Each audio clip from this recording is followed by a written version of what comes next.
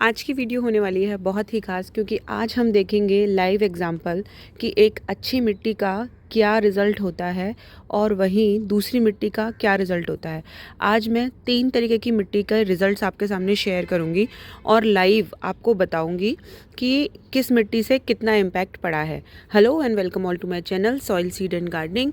और आप देख रहे हैं आज मेरे टेरेस गार्डन। यहाँ पे हम बात करने वाले हैं मिट्टी के यूज़ के बारे में कि कितने पैसे में और कितने खर्चे में हम एक ग्रो बैग या गमला भर सकते हैं और एज़ वेल एज़ वहाँ से बहुत ज़्यादा प्रोडक्शन ले सकते हैं। तो बात करते हैं सबसे पहले मिट्टी की।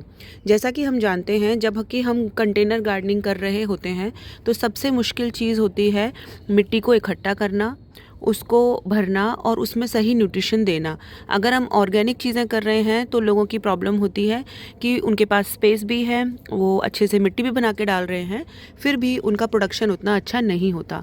तो प्रोडक्शन में एक मेन रोल जो प्ले करती है वो है मिट्टी, यानी कि सॉइल।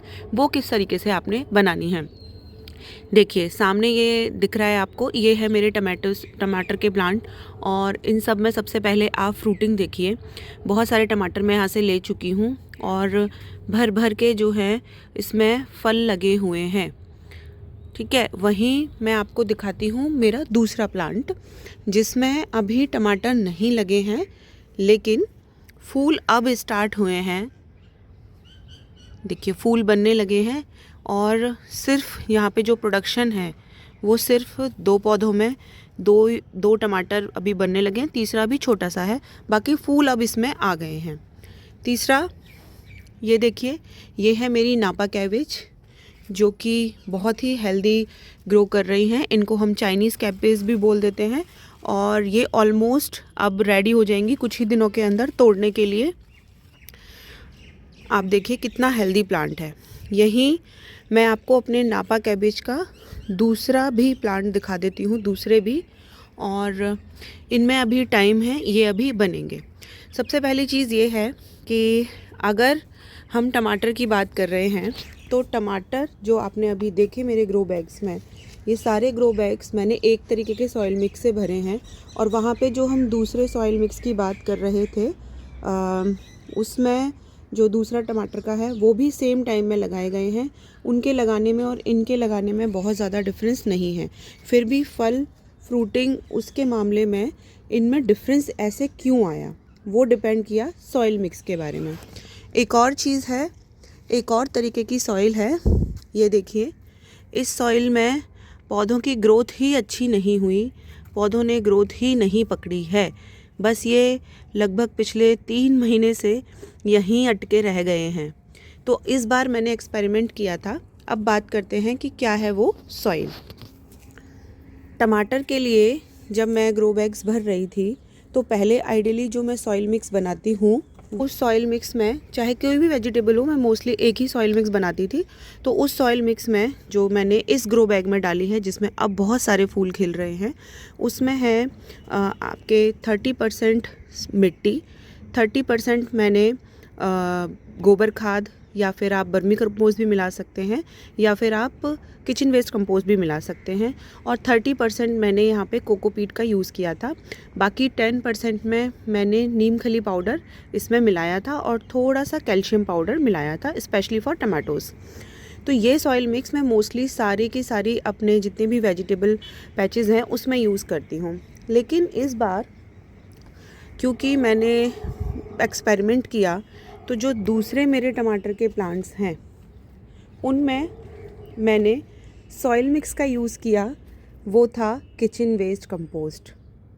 आप भी सुन के हैरान हो गए होंगे, मैंने कोई भी मिट्टी इसमें नहीं बना के डाली है।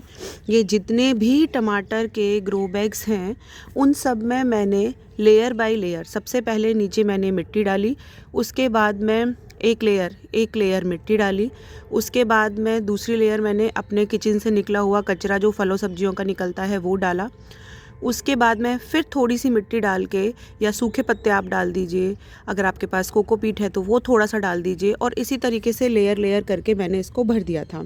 भरने के बाद मैंने ऊपर एक लेयर मिट्टी, लास्ट में जो वाली जो लेयर होती है वो इतनी लेयर मिट्टी डाल के इसको छोड़ दिया था। और यकीन मानिए 1 महीने में ये पूरा, और ये जो पूरा मैटर था वो हो गया था डिकम्पोज़ होने के बाद में उस मिट्टी में मैंने थोड़ी सी और ऊपर से मिट्टी डाली, जो किचन वेस्ट कंपोस्ट यानी कि 2 ग्रो बैग्स में, क्योंकि जब डिकम्पोज होता है, अगर आपने यहाँ तक भरा हुआ है अपना ग्रो बैग, तो डिकम्पोजिशन के बाद में वो ग्रो बैग लगभग इतना रह जाएगा, यानी कि जब जो जितना भी आपका कचरा है वो कन्वर्ट होगा कंपोस्ट में तो वो कम हो जाता है। तो मैंने दूसरे ग्रो बैग्स में से इसमें डाला और अभी तक मैंने इसमें कोई भी खाद का यूज़ नहीं किया है और आप देख रहे हैं इतना अच्छा रिज़ल्ट सामने देखने को मिल रहा है। यानी कि बिना कोई, एक बार में ही फ्री में मिट्टी तैयार की और बिना ही कोई खाद डाले इतना सारा जो टमाटर है उगा हुआ है।